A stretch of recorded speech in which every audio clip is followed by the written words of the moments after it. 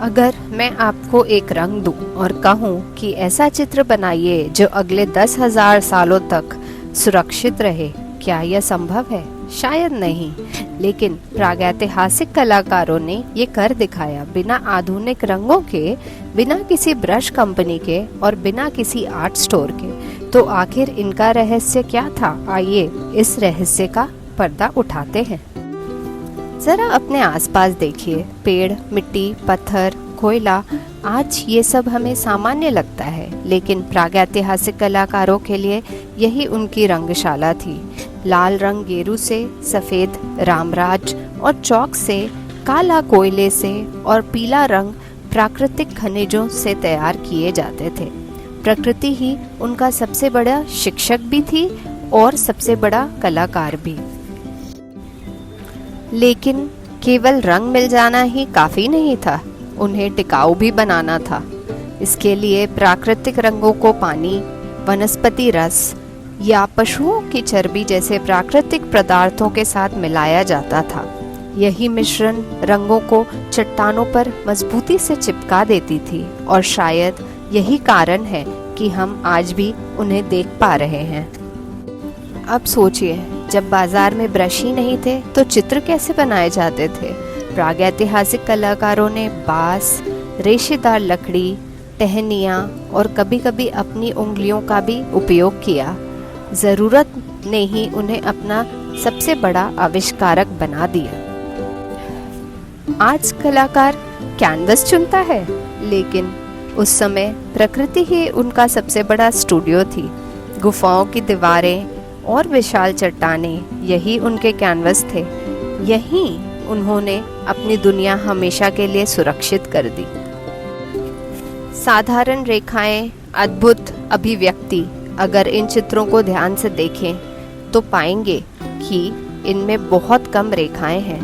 फिर भी एक दौड़ता हुआ हिरन सचमुच दौड़ता हुआ लगता है। एक शिकारी जीवंत दिखाई देता है।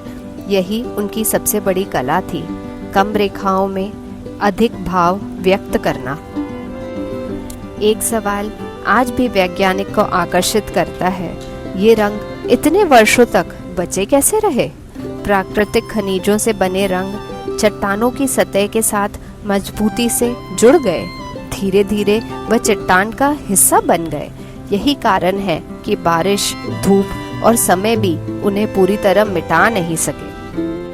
ये चित्र केवल कला नहीं है, ये मानव इतिहास के सबसे पुराने दस्तावेज हैं।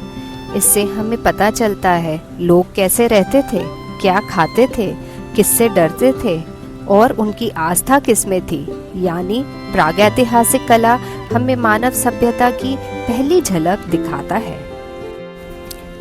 इस कला की सबसे बड़ी विशेषता क्या है? प्रकृति से प्रेरणा, सीमित रंग, सरल रेखाएं, लय और गति, प्रतीकों का प्रयोग और कम साधनों में गहरी अभिव्यक्ति। यही विशेषताएं इसे विश्व की सबसे अनोखी कला परंपराओं में शामिल करती है।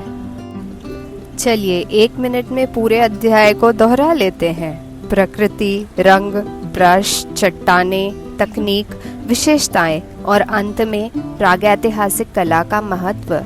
अगर यह क्रम याद है तो पूरा अध्याय आपकी मुट्ठी में है। इस अध्याय से सबसे अधिक प्रश्न पूछे जाते हैं। Technique of prehistoric paintings, natural pigments, importance of prehistoric art, characteristics, colours and brushes. उत्तर लिखते समय गेरू, रामराज, कोयला, बांस के ब्रश और चट्टानों का उल्लेख अवश्य करें। हेलो एवरीवन, मैं हूँ दीप्ति और आप देख रहे हैं जर्नी थ्रू आर्ट। हजारों वर्षों पहले जब इन कलाकारों ने चट्टानों पर कुछ रेखाएं खींची और कुछ चित्र बनाए, तब ये नहीं सोचा होगा कि एक दिन पूरी दुनिया इन्हें मानव इतिहास की अमूल्य धरोहर कहेगी। यह केवल अतीत की कहानी नहीं है, यह मानव रचनात्मकता की शुरुआत है। इसी के साथ हमारा यूनिट 1 पूरा होता है, लेकिन कला की यात्रा अभी जारी है। मिलते हैं अगले एपिसोड में एक नई कहानी के साथ। सब्सक्राइब और लाइक करना ना भूलें। Thank you so much.